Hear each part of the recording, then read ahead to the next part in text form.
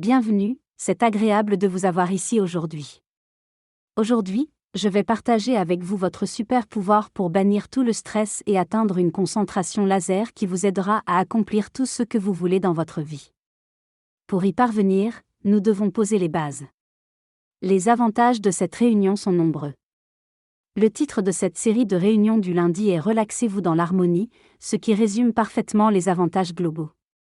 Cela englobe l'abondance, la paix, l'harmonie, la clarté, l'amour, la guérison à tous les niveaux, etc. Pour participer sincèrement et recevoir ces avantages, il faut choisir d'être présent et de se détendre activement. Vous devez également savoir comment vous détendre activement. Je vais vous guider dans ce processus au cours de cette réunion. Dans notre vie quotidienne, nous sommes souvent hypnotisés par nos habitudes et nos croyances, ce qui nous éloigne de notre vraie nature. Il est important de remettre en question ces croyances pour se rapprocher de qui nous sommes vraiment. Habituellement, nous nous identifions à notre nom, notre statut, nos problèmes, nos succès, notre passé, nos relations, etc. En remettant en question cette identification, nous nous libérons de l'hypnose et nous rapprochons de notre véritable essence. Prenez un moment pour observer comment vous vous identifiez habituellement et réalisez que ce n'est pas vraiment vous. Cela vous aidera à vous détendre activement et à recevoir tous les avantages mentionnés. Le secret est que le pouvoir de Maya, c'est ton propre pouvoir que tu utilises tout le temps, en t'hypnotisant toi-même. Toute l'hypnose est en fait de l'auto-hypnose. Cela signifie que tu as seul la capacité de te réveiller, et tu peux le faire dès maintenant en remarquant qu'en réalité, il y a quelque chose qui n'est pas ce que tu as l'habitude de penser de toi-même. Cette chose est ce qui est conscient en ce moment, ce qui entend réellement en ce moment, ce qui est présent en ce moment. Remarque que cette chose, qui entend, qui est consciente et présente, est invisible. Elle n'a pas de nom, pas d'histoire. Aucune étiquette ni aucune action ne peut l'affecter, elle reste toujours indépendante. Remarque également que même si elle n'a pas de nom, nous pourrions l'appeler par un nom tel que conscience.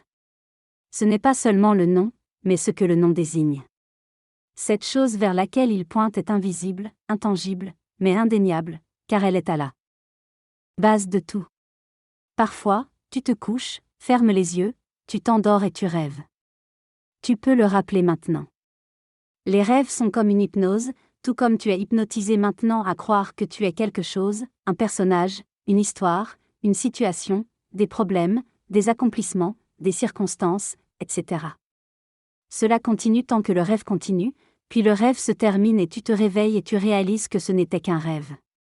Ce rêve n'était que de la conscience. Tu vois la vérité de cela, car lorsque tu te réveilles, que devient le rêve? Il disparaît, il retourne dans la conscience que tu es, le rêveur.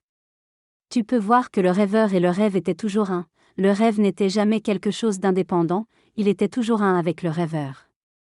Le rêveur est la condition préalable, la réalité indépendante à partir de laquelle le rêve dépend. Tu ne peux pas avoir de rêve sans un rêveur. Actuellement, tu restes ce même rêveur, qui est intangible et invisible. T'es que j'appelle la conscience.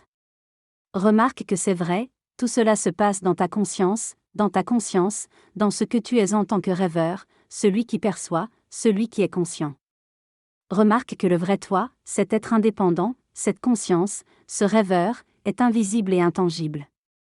Remarque que le soi auquel tu t'identifies normalement, le corps, l'esprit, le récit, les problèmes, les succès, les réalisations, les relations, etc. apparaît également dans cette conscience. Et s'il n'est pas constant, il apparaît et disparaît. Il y a des moments, même pendant l'état de veille, où tu oublies ton propre être et ensuite tu te rappelles. Si tu peux oublier ton propre être, est-ce vraiment toi? Remarque également que ce personnage, même si tu devais insister sur le fait que le personnage de l'état de veille reste constant, ce qui n'est pas le cas, mais même si tu le faisais, tu devrais admettre qu'il disparaît dans l'état de rêve sans rêve. Il n'est pas constant, il apparaît et disparaît.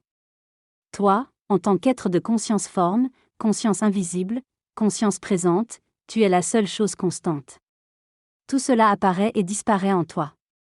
Donc, tu es cet être qui est continu, constant et éternel, il doit en être ainsi, absolument, il n'y a pas moyen que tu puisses être ce qui apparaît et disparaît. C'est impossible, Car tu sais que tu es toujours là, celui qui est conscient de toutes les apparitions et disparitions. Cela signifie que tout cela n'est rien d'autre que la conscience que tu es, c'est invisible, intangible, conscience seulement, rien d'autre que cela. Cela signifie que tu as en réalité un pouvoir et un contrôle complet ici, il n'y a rien ici qui soit indépendant de toi. La question est la suivante, non pas vraiment une question, mais tu peux y répondre pour toi-même, agis-tu avec ce pouvoir consciemment et avec confiance ? Et tu devrais répondre non, du moins conditionnellement, parce que tu ne l'utilises pas totalement avec confiance. Tu peux l'utiliser dans certains domaines de ta vie, tu pourrais avoir des domaines où tu te sens compétent, espérons-le. Mais il y a certains domaines dans lesquels tu ne l'utilises pas pleinement avec confiance. Le point essentiel de notre existence est de savoir qui nous sommes et d'exercer nos pouvoirs avec confiance et compétence. Il ne suffit pas de connaître théoriquement qui nous sommes en tant que conscience, nous devons intégrer cette connaissance à tous les niveaux. Cela signifie comprendre nos pouvoirs en tant que conscience et exercer ces pouvoirs avec confiance. Tant que nous n'exerçons pas nos pouvoirs avec confiance et compétence, nous resterons dans la peur et continuerons de croire à la fausse idée que nous sommes séparés des autres. Il est essentiel de développer une maîtrise complète de nos pouvoirs créatifs et d'avoir un contrôle total sur notre expérience. Cela nous permet d'avoir un calme absolu et un commandement sur notre expérience. Sans cela, est-ce continuerons d'être dans la peur et de nous faire peur à nous-mêmes, attribuant à tort certaines expériences à des forces extérieures. En ayant une confiance et une compétence totale envers nos pouvoirs en tant que conscience, nous pouvons vivre avec calme et assurance. Il existe différentes façons d'atteindre cet état, mais l'essentiel est de prendre conscience de qui nous sommes et d'exercer nos pouvoirs avec confiance et compétence. Dans cet extrait, l'auteur parle d'un chemin spirituel qui peut être suivi, que ce soit en restant dans une grotte de l'Himalaya ou en restant engagé dans le monde. Peu importe le chemin choisi, l'auteur souligne que toutes nos expériences sont subjectives, car elles se produisent dans notre esprit. L'auteur encourage donc à reconnaître cette subjectivité et à réaliser que nous sommes les seuls à avoir le pouvoir de créer notre réalité. L'idée est de voir que tout ce que nous vivons est déjà en nous, sans chercher à le prouver. L'auteur compare également cette vision subjective à des hallucinations, suggérant que nous pouvons nous tromper nous-mêmes avec nos propres illusions. Dans ce passage, l'auteur explique que nous avons un pouvoir créatif complet sur notre réalité. Il affirme que pour se sentir en sécurité, nous devons savoir avec une confiance absolue que nous sommes en sécurité. Il souligne que la réalité objective est en réalité une réalité subjective et que notre expérience est le seul vrai indicateur de ce qui se passe. R insiste sur le fait que nous devons nous exercer à exercer notre pouvoir de créateur pour obtenir la sécurité et la confiance. Il affirme que la connaissance de soi et l'exercice de nos pouvoirs sont essentiels pour atteindre l'objectif de sécurité et de réalisation de nos désirs. Un des éléments importants à comprendre est que lorsque vous savez réellement ce que vous voulez, vous l'avez déjà. Toutefois, de nombreuses personnes ne savent pas réellement ce qu'elles veulent, ce qui pose problème. Il est nécessaire d'avoir une imagination claire et précise de vos désirs pour les réaliser. Il est également important de comprendre que les résultats ne viendront pas simplement par chance, comme gagner à la loterie.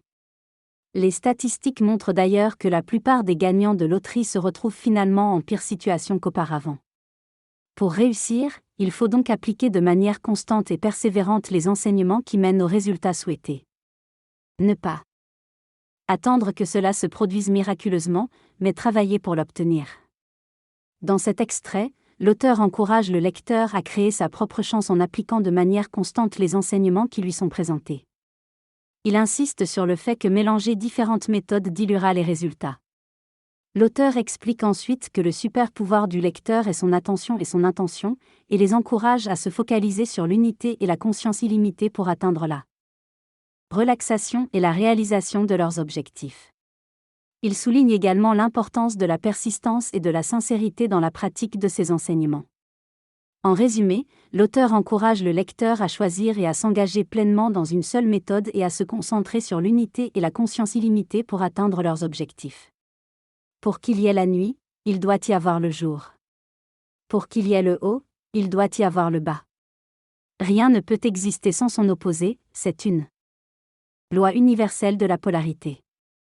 Notre attention donne réalité à cette polarité en transformant le potentiel pur en quelque chose de concrétisé. Par exemple, en se concentrant sur un objectif, nous pouvons le réaliser en passant par les étapes du début, du milieu et de l'achèvement. C'est seulement lorsque nous atteignons l'achèvement que nous pouvons dire que nous avons réussi. Pour obtenir ce que nous voulons dans la vie, nous devons maintenir notre attention sur cet objectif suffisamment longtemps pour traverser toutes les étapes nécessaires. L'échec à garder notre attention peut être la raison de nos échecs passés. Pour réussir dans n'importe quel domaine, il est essentiel de connaître ce que l'on veut. Sans objectif clair, il est impossible de se concentrer dessus et de le réaliser. Une fois que l'on sait ce que l'on veut, il faut maintenir son attention sur cet objectif jusqu'à ce qu'il soit atteint. Cela peut sembler simple, mais en réalité, c'est plus compliqué. Il faut analyser les obstacles qui nous empêchent de maintenir notre attention sur notre objectif. Un de ces obstacles est le manque de détente. Si l'on est constamment tendu et préoccupé, on a du mal à se concentrer. Il est donc important de se relaxer profondément pour pouvoir garder notre attention sur notre objectif. Il est fréquent que nos peurs et nos doutes nous distraient et nous font dévier de notre objectif initial. Par exemple, si l'on cherche à améliorer notre santé, on peut être effrayé par les informations alarmantes et se focaliser sur d'autres préoccupations au lieu de maintenir notre attention sur notre objectif de santé. Il est donc essentiel de surmonter ces peurs et doutes pour pouvoir garder notre attention sur notre objectif. La clé du succès réside dans la relaxation profonde, qui nous permet de garder notre attention sur notre objectif et de le réaliser. Cela demande de la pratique, mais cela en vaut la peine car c'est notre super pouvoir nous permettant de bannir le stress. Il est possible d'obtenir une concentration laser-like et d'atteindre tout ce que vous voulez dans la vie en connaissant vos objectifs et en y consacrant suffisamment de temps et d'attention. Bien sûr, cela demande de la pratique et ne sera pas parfait dès le début. Cependant, cette compétence en vaut la peine, car elle permet d'économiser une grande quantité d'énergie gaspillée en réactivité émotionnelle due à la peur. En dirigeant consciemment notre attention vers ce que nous souhaitons plutôt que de la gaspiller sur nos peurs, nous pouvons éviter de nous nuire et nous rapprocher de nos objectifs. Cela nécessite une prise de conscience et un choix conscient de mettre notre attention sur ce que nous désirons plutôt que sur ce qui nous effraie. Bien que cela puisse sembler difficile au début, il est possible de développer cette compétence grâce à la pratique et à la reconnaissance de nos croyances limitantes. En fin de compte, cela nous permettra de vivre dans la paix, la santé, l'abondance, la liberté et le bonheur. La peur n'apporte aucun avantage, il faut se rappeler de rester calme. Il ne faut pas paniquer dans la vie car la peur ne nous apporte rien de bon. On ne peut pas changer les effets des causes passées une fois qu'elles sont mises en mouvement, c'est ce qu'on appelle le karma. Il faut simplement accepter que l'on vit les conséquences de nos actions passées, c'est la vérité. Pourquoi se battre contre ça? C'est juste un délai dans le temps. Une émission de radio en différé. Ne gaspillez pas votre temps et votre énergie à vous focaliser sur ce qui s'est déjà produit et que vous n'aimez pas. Apprenez simplement de vos expériences et demandez-vous comment agir différemment à l'avenir. Apprenez à vous relaxer, à mettre votre attention sur ce que vous voulez vraiment. Si vous dites que vous ne savez pas le faire, détrompez-vous, vous pouvez le faire. Peut-être que vous n'êtes pas encore habitué, mais vous en êtes capable. Ne mentez pas à vous-même, dites la vérité, je peux le faire, j'ai un contrôle total sur ma créativité, j'ai la capacité de changer les choses. Mettez votre attention sur ce que vous voulez réellement, la paix, la liberté, le bonheur, la détente, la santé. Chaque fois que des pensées négatives se manifestent, demandez-vous si elles sont vraiment vraies et sur quelle base vous le savez. Vous avez le pouvoir de remettre en question vos croyances et de changer vos perspectives. Ce n'est pas facile, mais c'est simple. Vous devez vous engager de manière persistante et constante pour obtenir des résultats. Mettez-vous à l'épreuve pendant un certain temps, disons 6 mois, et voyez les résultats. Si vous ne pouvez pas le faire aussi longtemps, essayez pendant 3 mois ou même 1 mois. Chaque jour, relaxez votre corps et votre esprit, ne croyez pas que vous ne savez pas le faire. Vous pouvez arrêter de croire cela. Soyez ouvert à d'autres possibilités et demandez-vous si c'est vraiment ce que vous voulez croire. Parfois, notre esprit crée une réalité négative autour de nous et nous ne voyons plus d'autres possibilités.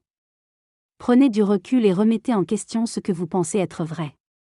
Explorez d'autres perspectives. L'auteur de cette discussion encourage les auditeurs à rester ouverts à la possibilité qu'il puisse y avoir des choses qu'ils ne connaissent pas encore. Ils soutiennent que même si cela peut sembler vrai pour eux, il est important d'expérimenter et de chercher d'autres perspectives. Ils affirment que cela apportera de grands changements s'ils persistent et font cela de manière cohérente. Ils comparent cela au fait de se diriger vers Mecca, affirmant que si l'on persiste dans cette direction, on finira par y arriver. Ils soulignent également l'importance de connaître qui l'on est, ce que l'on veut et d'exercer son pouvoir pour se libérer. L'auteur propose également des séances de coaching gratuites pour ceux qui souhaitent obtenir des résultats. Ils invitent les auditeurs à se rendre sur leur site web pour en savoir plus et s'inscrire à une séance de coaching gratuite. Ils concluent en disant qu'ils sont disponibles pour des questions et qu'ils vont maintenant mettre fin à l'enregistrement.